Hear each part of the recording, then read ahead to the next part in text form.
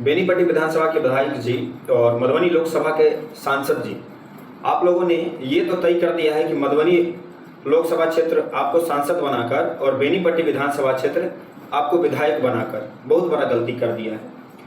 विधायक जी, जनप्रतिनिधि का मतलब होता है कि जनता के हर दुख में खड़ा होना।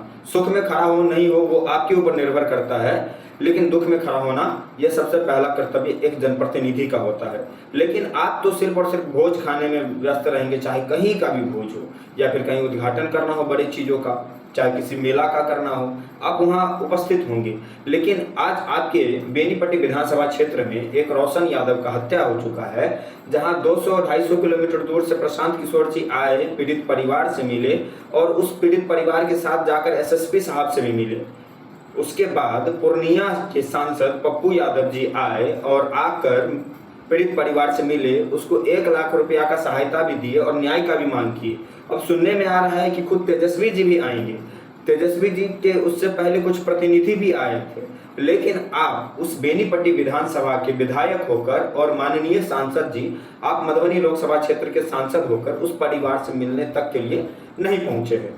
और दूसरी शिकायत तो है उस क्षेत्र के लोगों से, बेनीपट्टी विधानसभा की प्रबुद्ध जनता से, कि आप लोग जब पहली बार देख चुके थे विधायक जी को वोट लेने के बाद जब गायब हो जाते हैं और चुनाव के समय में हर आंगन हर घर उनको नजर आ जाता है, हर घर का गली उनको याद होता है, लेकिन चुनाव जीतने के बाद उनको पटना का आवास और एसी वाला कमरा नहीं छूटता है।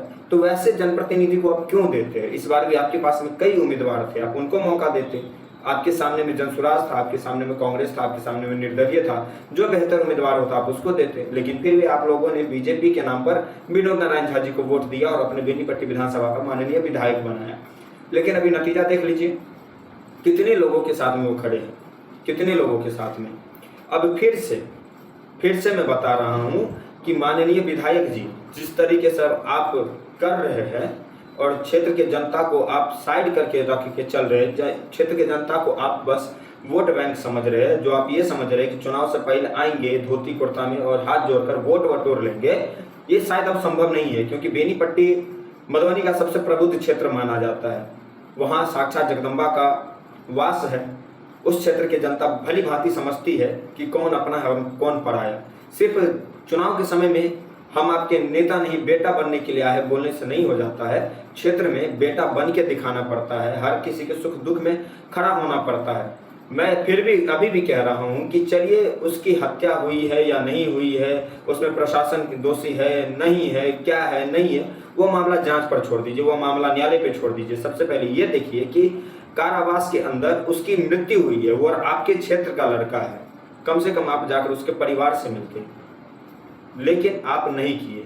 हमारा एक निवेदन है माननीय विधायक जी, हम काफ़ी साल आपके विधानसभा क्षेत्र में रहे हैं, हमारा घर आपके विधानसभा क्षेत्र में नहीं पड़ता है, लेकिन हमारा आपके विधानसभा क्षेत्र से गहरा नाता है।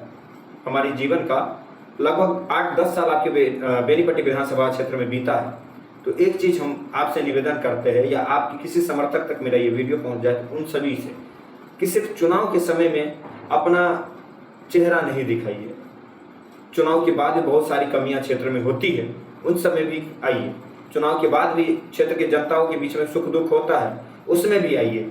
चुनाव के बाद भी ना क्षेत्र में गरीब कई वैसे परिवार हैं जिनके यहाँ आप जाकर अगर 5-10 हज़ार का भी सहायता कर देंगे तो उसकी बेटी का विवाह संपन्न हो जाएगा।